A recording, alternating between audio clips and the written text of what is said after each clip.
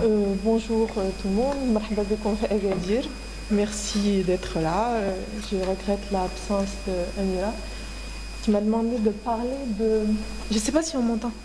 Qui m'a demandé de parler de la place du pontage distal en 2017.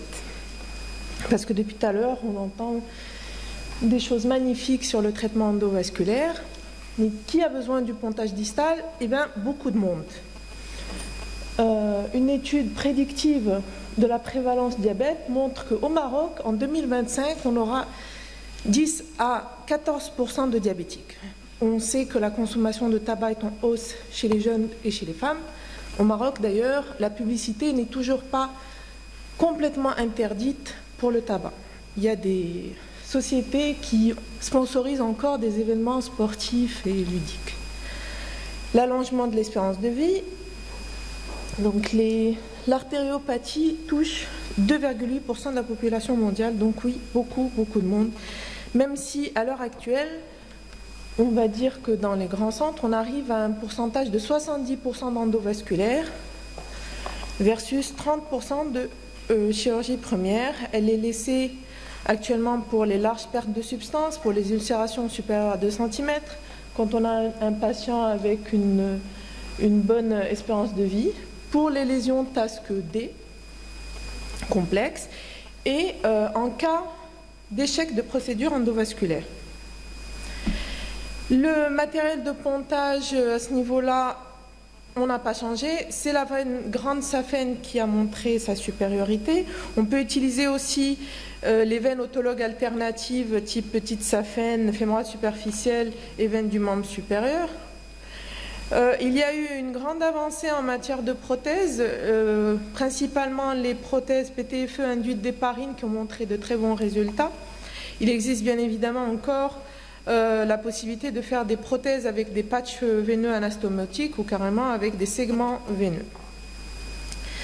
Les résultats de perméabilité montre quand même qu'on a un grand taux de thrombose dans les veines, dans les prothèses et dans les pontages composites. Ici, c'est une image qui montre que la grande perméabilité reste l'apanage des grandes veines saphènes, mais que quand même il n'y a pas de différence significative entre les perméabilités sur des pontages en prothèse et avec les veines alternatives autologues. Ce qui fait dire que, vu que pour ces veines alternatives, la durée d'intervention est quand même assez longue et qu'il y a besoin, comme on a vu rapidement sur le slide d'avant, besoin de transfusion péropératoire, qu'il serait peut-être préférable de choisir des prothèses, surtout si elles sont induites d'héparine, plutôt que de s'orienter vers les veines autologues. Donc, bien sûr, les résultats sont principalement, elles doivent tenir compte de la perméabilité primaire et secondaire, et puis surtout de la qualité de vie qu'on offre à nos patients en post-procédure. Il n'y a pas beaucoup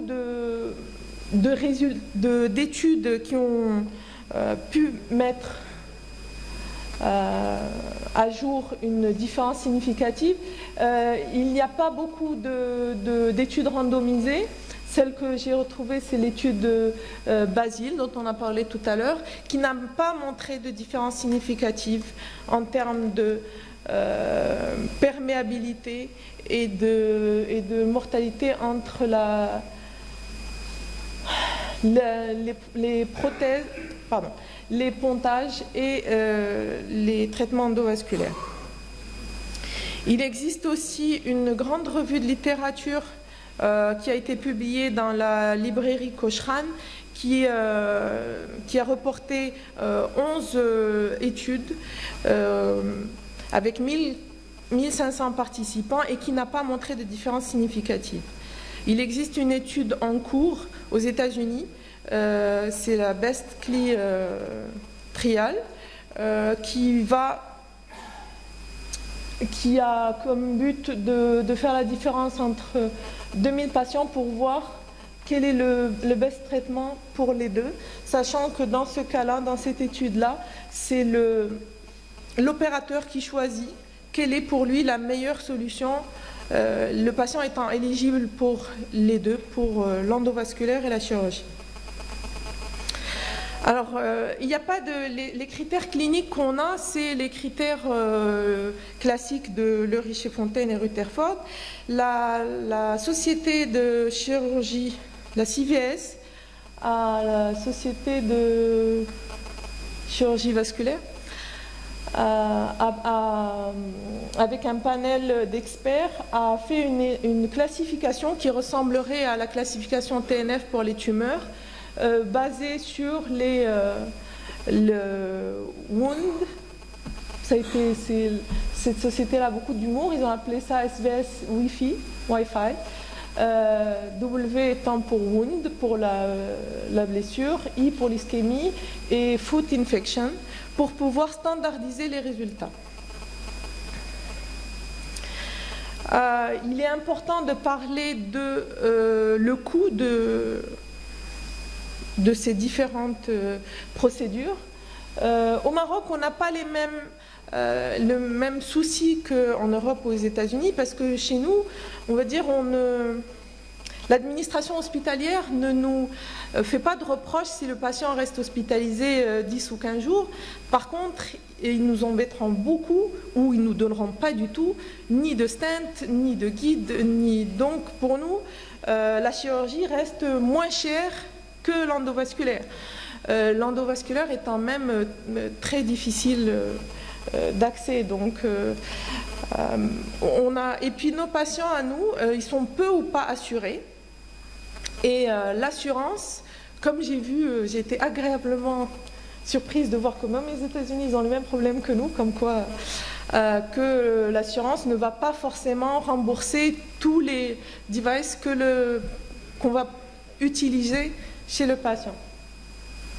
Alors, il y a un paradigme qui semble dire que la chirurgie, c'est ce que j'ai dit tout à l'heure, la chirurgie doit être réservée aux échecs de l'endovasculaire.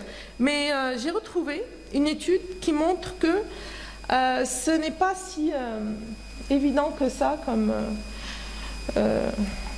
transition, puisque on peut avoir, si on choisit de faire de l'endovasculaire chez des patients, on peut avoir, et qu'il y a un échec de procédure, on peut avoir une aggravation de la lésion du patient.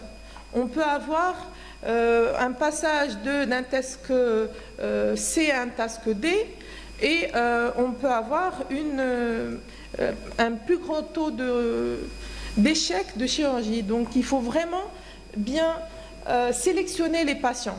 Donc un TASC D, surtout chez nous, eh bien, il faut l'opérer, je pense.